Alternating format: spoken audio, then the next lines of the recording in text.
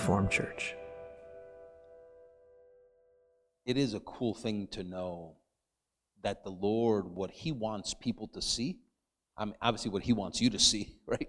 And what He wants other people to see is not like your ancestry. It's not, where you came from. It's not all of these carnal things that sometimes people identify themselves with.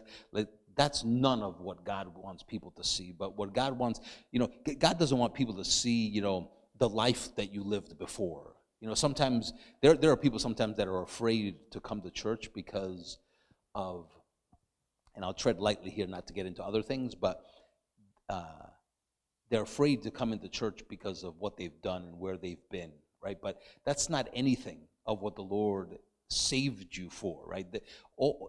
I've just been reminded just within the last 3 days or so that all the Lord has ever wanted is just for us to come to Him.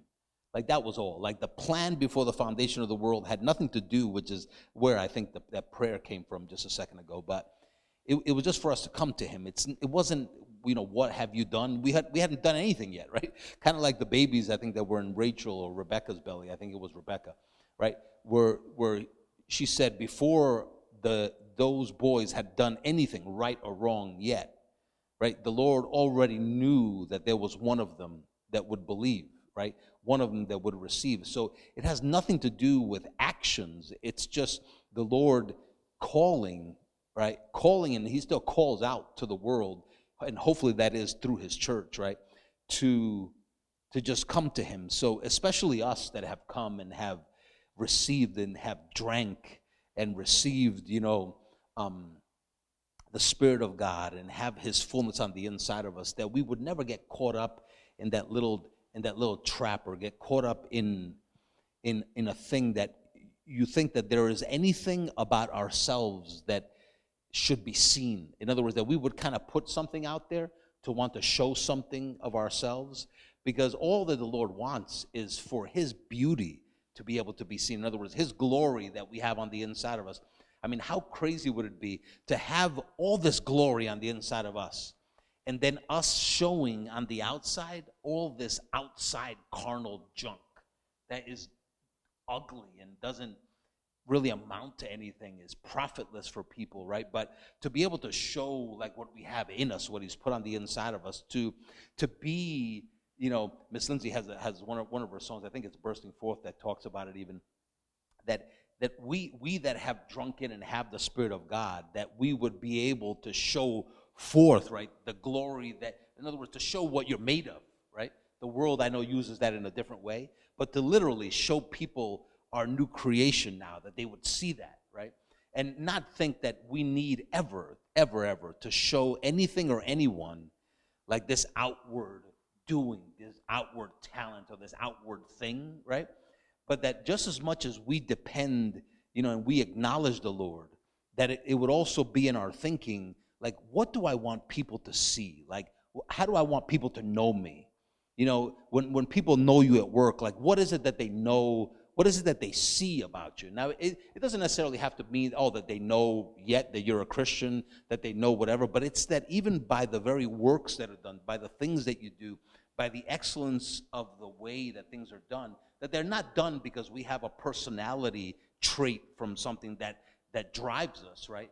But that it is the rest of the Spirit of God that we're functioning, and then they see that. Because, can I tell you something? You know the difference between when you are so stressed out about something, and you're nervous about it, and you're so concerned about it, and then it ends up working out, it was okay.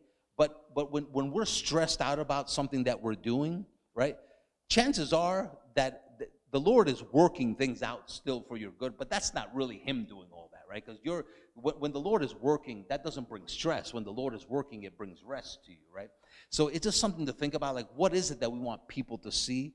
And ultimately, when we're doing things, whatever it is that we're doing, it doesn't matter what it is that we're doing, but that when you have rest as you're working, like, that is the thing that God wants you to. I mean, we have obviously entered into His rest, but the Lord wants you to be a partaker of that which He's put in you.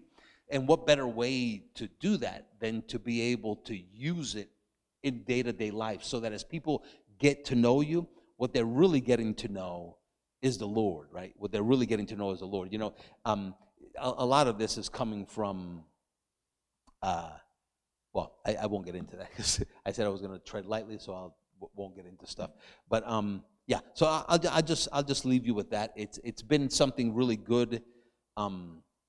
Just as I've been thinking about it and meditating on it myself, like Lord, it's you, you know, just as we think and you're praying and you're just talking to the Lord, like, Lord, it's you that I want people to see. It's things that are so unnatural, right?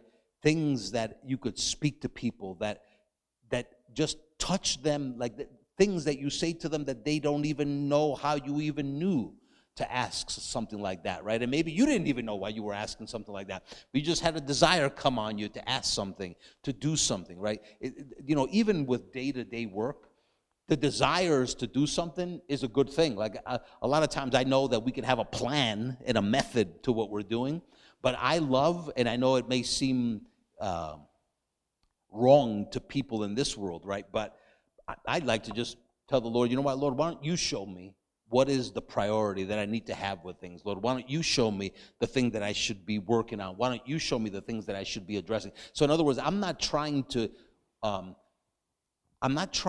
work my day around what are the expectations of my boss, right? So that he's happy with me, right? What I'm trying to work around is, Lord, what is it that you know is important for me to do? See, because ultimately, I want the Lord to prosper me, which can prosper the place that you work or prosper the things that you're doing, prosper your family in what you're doing. And it doesn't have to be the way YouTube said to do it, right? And it doesn't have to be the way some person said, these are the steps that you do in order to succeed in this thing that you're doing.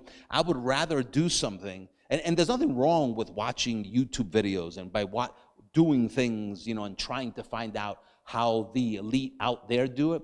But ultimately, it's an awesome thing to just acknowledge the Lord and to say, you know what, Lord, is this necessary for me to do? Do I have to follow these steps? Do I have to do it this way? There are things and ideas that the Lord will tell you and give you things to do that will even save you money. Like you don't even have to do that. That's a waste of money in your use case to do this or that, right?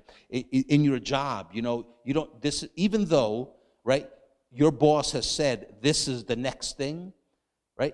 You could have a desire to do something that is after that, and it could just be all of a sudden a priority changed and you were already there, already had it done. It just, you know, I'm all for, obviously, you know, submission to leadership, right? Submitting to one another in a marriage. I'm for all of that, right?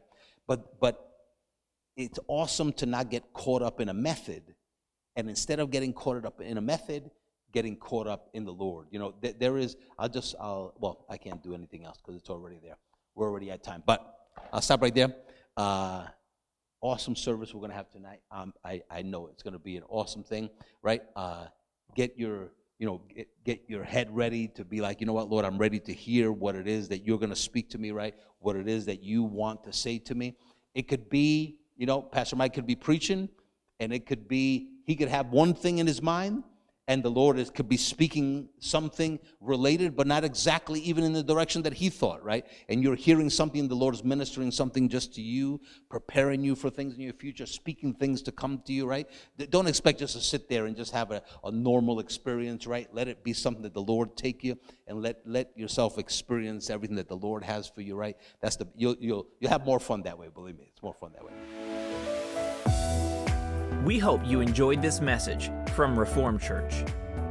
If you have, please share this with someone else and help us get this uncommon truth out to the world.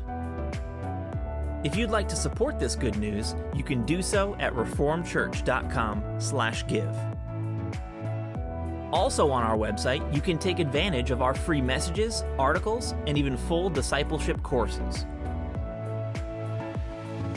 Start reforming your mind now at reformedchurch.com.